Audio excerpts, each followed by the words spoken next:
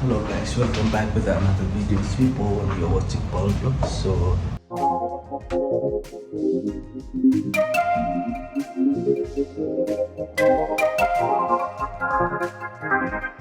is my day of work.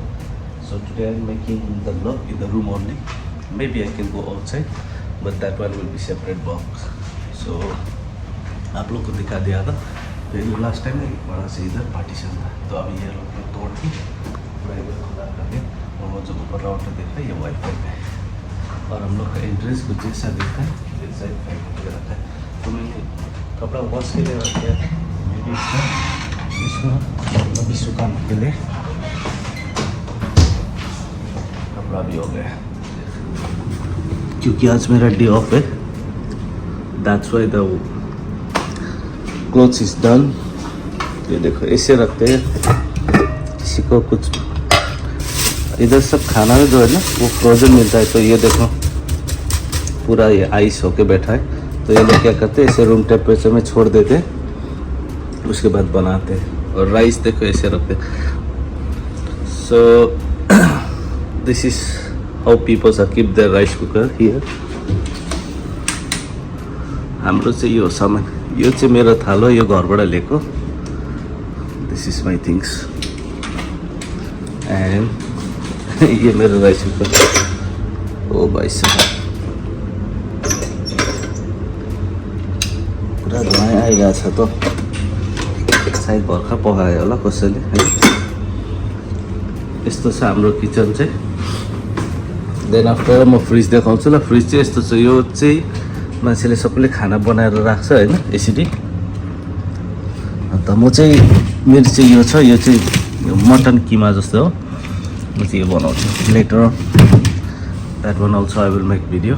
So this is our fridge, this is the frozen side. Frozen means यहाँ चाहिँ ice हुन्छ, खाना बनाएर यसरी राख्यो नि पुरै आइस हुन्छ। ततायो खायो है, र कपडा सुकाइहाल्नु पर्यो। ओके, हामी लुगा सुकाउने चाहिँ यो खालको छ, यस्तो गर्नु। Okay, we're hanging our clothes like this. यहाँ से नज़ारा कुछ ऐसा दिखता है। So this is how it looks from here. This is all parking. You see the yellow car? This looks very nice guys. बहुत अच्छा दिख रहा है यार, येलो कार बहुत प्यारा सा। तो ये पूरा बैक साइड है।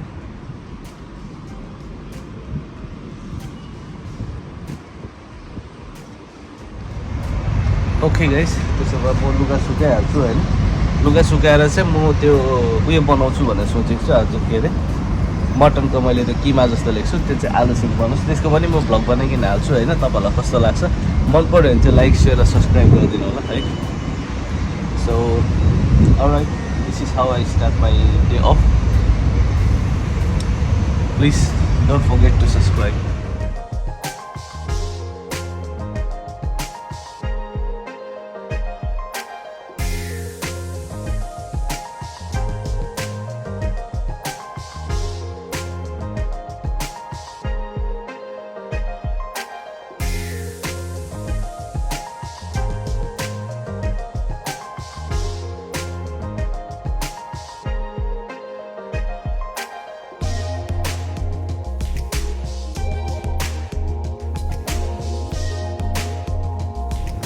ओके गैस, तो अभी मैं आलू को ना ऐसे 2 टुकड़ों में काट के थोड़ा सा फ्राई कर दूंगा। उसके बाद ये बना के फिर लास्ट में डाल दूँगा। आलू पनि मेरो रेडी भयो होइन, तेल पनि गरम हुँदैछ।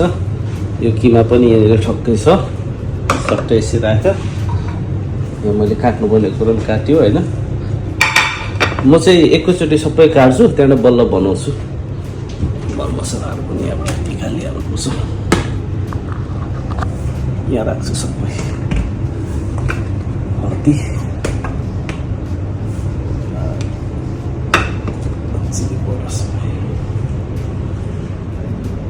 ओके गाइस, मेरो चाहिँ कुकिङ सुरु भयो होइन। यसलाई चाहिँ पहिला फ्राई गर्ने, अन्त यो फ्राई गरेपछि चाहिँ यो फ्राई भएपछि यो सँगसँगै म मासु पनि हालिदिइहाल्छु कि, किनभने टाइम लाग्छ नि त होइन। तर पहिला यसलाई हल्का फ्राई गर्छु, त्यहाँबाट यो मासु हालिदिन्छु। त्यहाँदेखि चाहिँ सबै हाल्यो किन ग्रेभी जस्तो बनाउने। हेर्दै जानु होला लास्टमा कस्तो हुन्छ। ओके, सो यो चाहिँ यत्तिको भयो है। मैले नि यो फर्स्ट टाइम ट्राई गरेको आलुसँग होइन। यो चाहिँ तपाईँको खसीको किमा भन्छ नि त्यो है, त्यो फ्रोजन ल्याइकन बनाएको। यो म चाहिँ टक्क टमाटर हालिदिन्छु होइन, त्यहाँदेखि चाहिँ हेरौँ कस्तो हुन्छ। मेरो चाहिँ अब यो लगभग पाकिसक्यो होइन। यसको फाइनल लुक चाहिँ यस्तो आएको छ।